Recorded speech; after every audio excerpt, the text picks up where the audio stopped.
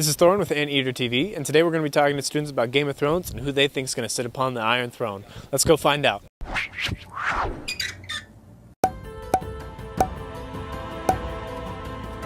What has been your experience with Game of Thrones so far? Well, I'm glad it's back. That's very exciting. The best bit about Game of Thrones is that everyone actually watches something together at the same time every week. I'm definitely one of those people that fell in love with Game of Thrones because of the people talking together in a room aspect of it. Battles aren't really my thing. I get really confused about what's going on. More a fan of the politics? I'm definitely a fan of the politics. I own the first book, and I've never watched the show, but I'll never forget the days on social media when the Red Wedding happened and when died. Up and down. It's great. I love it. Why up and down? Were there certain seasons that didn't like it, or is it just the emotional roller coaster of the story? There's been a couple of seasons that were more down after George Martin kind of stepped back and it went past the books.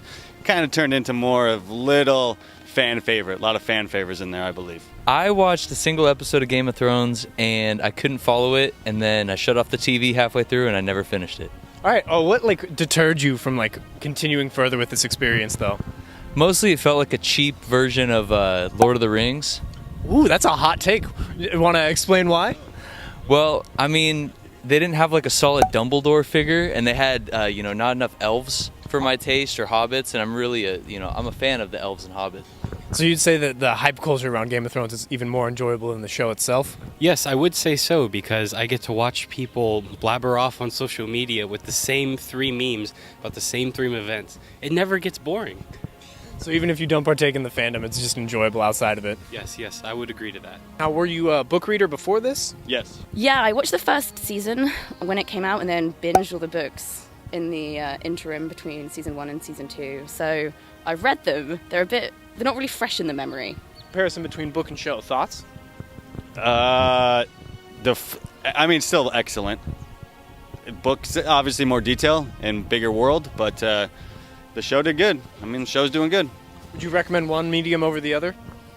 Books first, and then the show. But if you can't have time for the books, then just watch the show. Just get involved any way possible. All right, final question. Who do you think is going to sit upon the Iron Throne? Okay, so I think that for all of Game of Thrones is subverting conventions, they're going to play it safe. I think they're going to have Jon and Dany together on the throne. Dany's going to be pregnant. But I think they might come to some sort of arrangement where Sansa has control of the North to an extent. I think the Iron Throne is going to be either broken, there will be no throne, or what I would like to see is just the Night King sit on the throne. No.